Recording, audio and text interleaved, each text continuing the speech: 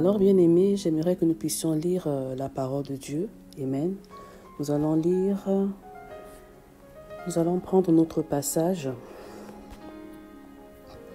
de Psaume 119, du verset 147. C'est un passage que nous connaissons très bien par rapport à la vision de dévancer l'aurore. Alléluia. Alors, je vais faire vite pour gagner le temps. La Bible déclare ceci. Je dévance l'aurore et je crie vers toi. J'espère en ta parole. Mes yeux dévancent les veilles de la nuit pour méditer ta parole. Lorsque nous lisons ce passage, nous voyons un homme qui est dans un certain élan. Un homme qui ne vit plus du tout pour lui-même, qui ne vit plus du tout par lui-même, mais il est dans cet élan de décision, de résolution et de changement. Et lorsqu'on rentre dans la dimension du changement, bien-aimé de Dieu, c'est notre part humaine qui commence à se taire, à s'effacer, à s'incliner, à se prosterner, et c'est l'élan divin qui prend le dessus. C'est pourquoi il y a quelques mois de cela, nous parlions du côté humain et du côté divin. Et c'est le côté divin, c'est la divinité qui doit primer en nous, parce que dès le commencement, c'était la divinité qui primait en nous.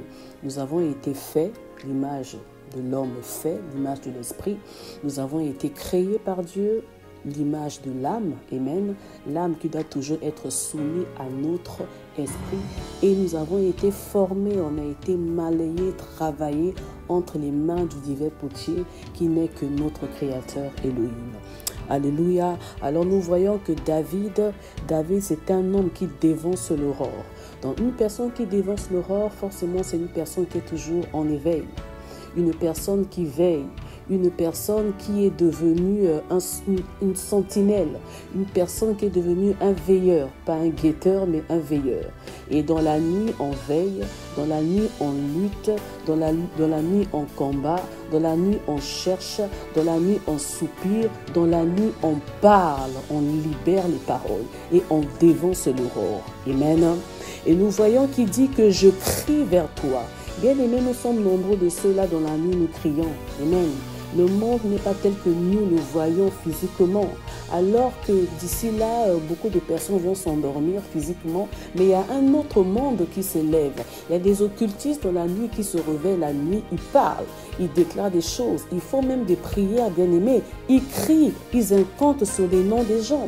Tu es là tranquillement en train de dormir, tu ronfles, tu dors, tu ne veux pas être en éveil, alors qu'il y a des adversaires qui sont en éveil et qui crient contre ton nom. Non pas pour ton nom, mais crient contre ton nom. Crie sur ton nom et du coup ton nom est maintenant étalé sur un autel, sur un feu étranger, bien-aimé de Dieu. Et David, c'est un homme d'esprit qui avait compris ce principe, compris ce mystère. Il a dit, moi je prends la résolution de crier. Je ne crie pas vers n'importe qui, mais je crie vers l'Éternel. Donc je crie vers toi. Alléluia, j'espère en ta parole. Dans d'autres versions, il est dit, j'espère en tes promesses. Bien-aimés de Dieu, nous sommes des hommes et des femmes de parole. C'est-à-dire nous sommes parole. Parce que nous sommes esprit, alors nous sommes parole. Alors lorsque nous espérons en la parole, bien-aimés de Dieu, la parole devient vie. Elle prend vie en nous et ce que nous libérons, ce que nous déclarons, ce que nous faisons ne sont plus du tout anodins.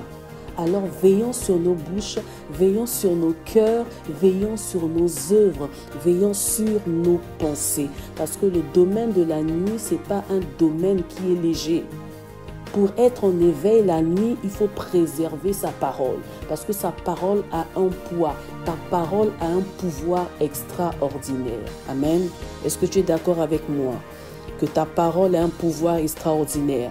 Ta parole a le pouvoir de créer. On a reçu la parole créatrice. Alléluia. Il dit, mes yeux dévancent les veilles de la nuit pour méditer ta parole. Nous sommes des hommes. Humainement parlant, un homme a besoin de 8 heures de temps de sommeil. Amen. Ça a été, l'homme est constitué ainsi. 70% d'eau et il faut une certaine heure pour que le corps puisse se ressourcer, se régénérer. Ça, c'est l'homme humain. Mais nous sommes des hommes divins. c'est l'esprit qui prime en nous et on doit dévancer les veilles parce qu'à chaque veille, il y a des clés. Les veilles sont comme des portes, bien-aimés de Dieu. Il est vrai qu'à chaque heure, on doit être en attitude de prière, l'esprit de prière, je n'en disconviens pas, mais à certaines heures qui sont tellement stratégiques, il faut que notre esprit soit en mesure de capter les fréquences divines. Parce que là, il s'agit, oh mon Dieu, là, il s'agit de fréquences divines. Donc, il nous faut une certaine sensibilité. Je peux me tenir dans la prière à midi, c'est une bonne chose, c'est l'heure humaine, je me mets en prière. Mais quand je me mets en prière à 3 heures du matin, ça n'a rien à voir. Quand je me mets en prière à 5 heures du matin ou à 6 heures, ça n'a rien à voir, bien-aimé de Dieu. Alléluia. Et ça, David l'avait compris. Il avait compris qu'il devait développer une vie de prière. Il devait monter dans la dimension de l'esprit de prière. Alléluia.